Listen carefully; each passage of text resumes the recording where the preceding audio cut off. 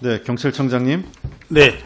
지금 아까 계속 나왔던 김학의 전 차관 성접대 사건 관련돼서 제가 좀 마무리하겠습니다. 지금 여러 의원님들이 질의하셨기 때문에 제가 더 사건에 대해서 사실관계는 어느 정도 나왔고, 결국은 이 사건은 당시 이 성폭력 사건을 성상남 뇌물 사건으로 프레임을 검찰이 짜고 이 사건을 축소 은폐하면서 결국 무혐의 처분을 했단 말이에요. 그리고 당시 이 사건이 피해자가 다시 항고했는데 무혐의 처분을 내린 당시 1차 수사를 맡은 검사에게 또다시 사건을 배당해서 결론적으로 무혐의 처분 나는 매우 특이한 사건으로 진행이 됐습니다. 또 당시 피의자 중에 한 명이었던 윤중천 씨의 핸드폰에 학의형, 여기서 김학의 씨 얘기는 학의형이라고 했는 김학의 전 차관의 차명 핸드폰이 번호가 있었음에도 불구하고, 이를 확인했음에도 불구하고 이를 전혀 조사하지 않았던, 경찰은 이거 차명폰 개통해졌던 사실 그 진술 받고 검찰에 통보했는데도 검찰이 이걸 수사하지 않았던 거죠. 네. 그렇죠? 예. 네. 그다음에 박관천 전 이 경정을 통해서 조사하는 과정에서도 이 추가적인 의혹이 나왔던 겁니다. 자, 이 과정에서 보면 당시 김학의 전 차관이 임명되는 과정에서 지금 진상조사자 내용을 보면 최순실 씨가 추천을 했다, 이런 얘기가 나오고 있어요. 그러니까 3월 11일 날 황교안 당시 법무부 장관이 임명이 되고 3월 13일 날 법무부 장관으로 황교안 전 장관이 임명되고 그 다음에 차관이 임명되죠. 그렇죠? 네, 그걸로 알고 있습니다. 예.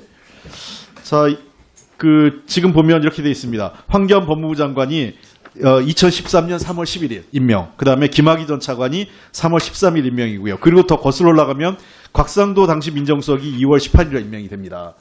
그러니까 이 문제에서 나중에 곽상도 민정수석은 이 문제에 대한 인사검증 실패로 2013년 8월에 옷을 벗게 되죠. 그렇죠? 예. 그러니까 이 김학의 전 차관하고 황교안 당시 법무부 장관은 그때도 말이 많았어요. 경기고 1년 선후배 관계이고 사법연수원은 1년 또 선후배 관계로 두 사람의 특수한 관계가 그때도 부각이 됐습니다. 그러니까 고등학교는 김학의 전 차관이 경기고 1년 선배고 사법연수원은 황교안 당시 법무부 장관이 1년 선배이기 때문에 당시에도 고교 선후배가 장차관으로 가는 게 적절하냐, 이런 말이 났었던 시기였는데, 통상적으로 지금 당시에 차관에 대한 정부 출범 초기에 차관이 기소 의견으로 지금 경찰이 올렸단 말이에요. 그리고 검찰이 기소 여부를 수사해야 되는데, 이게 장관에게 보고가 안 됐을 리 없을 것 같은데, 장관에게 보고가 안 됐으면 그것도 더 이상한 거고, 보고됐으면 이 사건에 대해서 어떤 영향력을 행사하는지도 사실은 이게 조사 대상이 될 수밖에 없는 문제가 된다고 생각을 합니다.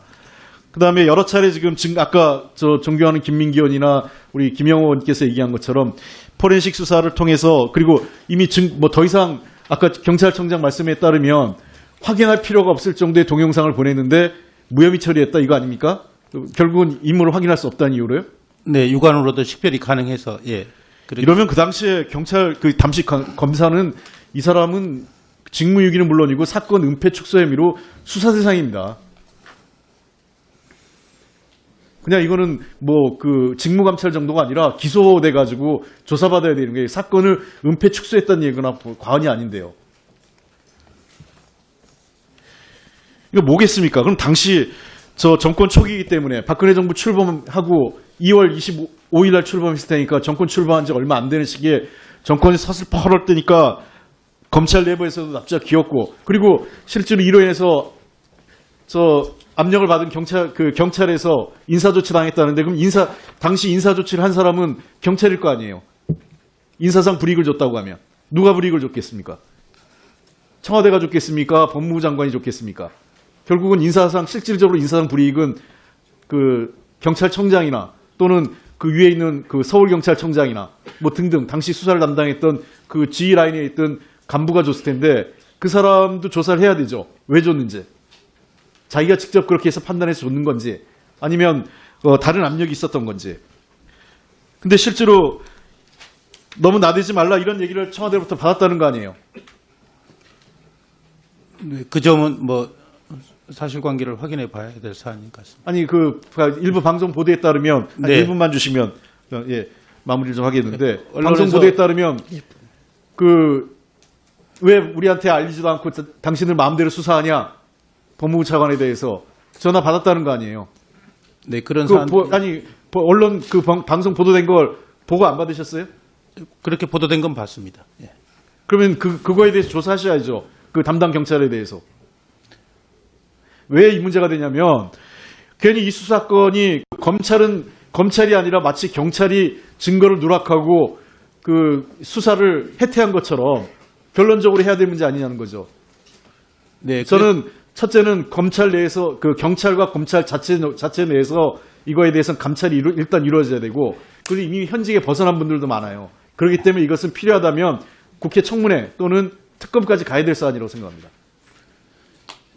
저희가 그런 것들을 규명하기 위해서 진상조사단까지 꾸려져 있기 때문에 저희는 진상조사단에서 그런 것들을 명명백백하게. 자, 그러니까 일단 예. 1차적 수사는 경찰이 하는데 지금 경찰이 당장 할 수 없는 부분, 검찰과 할 수 없는 부분이 있잖아요. 네. 그런 부분에 대해서 필요하다면 저는 이 사건은 국회에서 청문회가 내지는 필요하면 특검까지 가야 될 사안이라고 얘기합니다.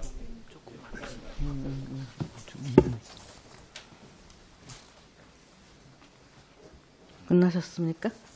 예, 수고하셨습니다.